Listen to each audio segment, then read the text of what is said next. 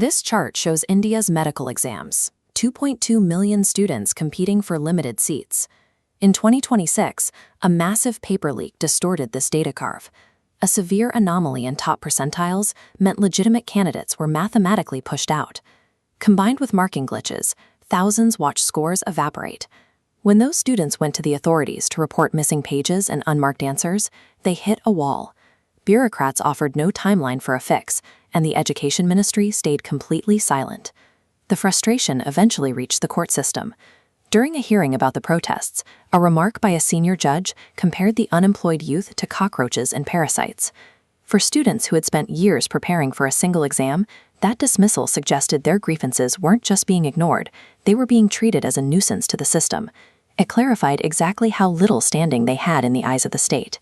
But the students didn't demand an apology. They claimed the word. They printed it on posters, made it their online handle, and began organizing around the very insult meant to dismiss them.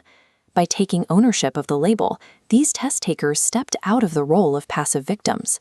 Over the next 70 days, they would build a strategy that eventually forced a central minister to resign and compelled the government to rewrite the laws governing national exams.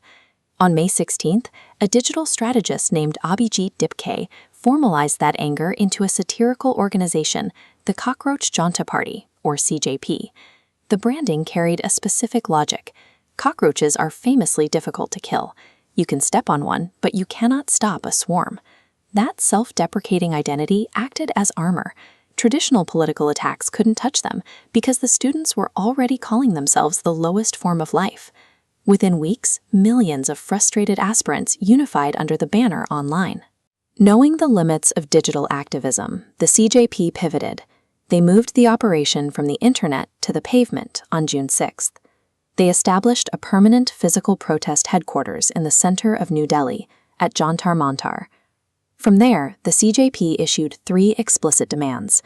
Union Education Minister Dharmendra Pradhan must resign, victims of the paper leak must receive financial compensation, and the exam system required total reform. Vague grievances are easy for politicians to wait out. By pinning their entire movement to these exact non-negotiable points, the CJP ensured their coalition wouldn't fracture over competing interests. As the sit-in stretched into late June, the sweltering Delhi heat set in, and national media attention began to drift away from the campsite. To pull cameras back, the movement escalated tactics. On June 28th, activist Sonam Wangchuk joined the site and launched an indefinite hunger strike. A hunger strike attaches a ticking clock to a protest. Television news could no longer ignore the encampment because they were monitoring a developing medical crisis. The state responded on July 18th by sending police in to forcibly remove Wangchuk from Jantar Mantar and admit him to a hospital, removing the movement's most recognizable face. 2 days later, the CJP countered in force. They launched the Chalo Sansad March, moving thousands of students toward Parliament. Delhi police blocked the route, resulting in tear gas, baton charges, and mass arrests. To bypass the physical reality of the streets, Prime Minister Narendra Modi released a series of late-night video reels directly to social media, promising fast-track courts for paper leaks. The students retaliated on the digital front. The CJP launched a dedicated website to crowdsource photos and videos of the police crackdown, building specific legal cases against individual state personnel. Whenever the government clamped down on the physical protest, the movement applied moral pressure. When the state tried moral messaging, the students deployed legal threats. By constantly rotating their tactics across these 3 fronts, the movement survived the crackdown. The mounting political pressure finally broke the deadlock on July 25th. Union Education Minister Dharmendra Pradhan resigned from the cabinet, taking responsibility for the NEET paper leak. Once their primary demand was met, the CJP demonstrated discipline.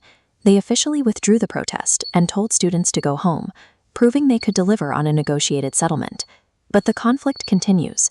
Despite a written promise to drop charges, the government is currently refusing to withdraw the FIRs filed against the protesting students.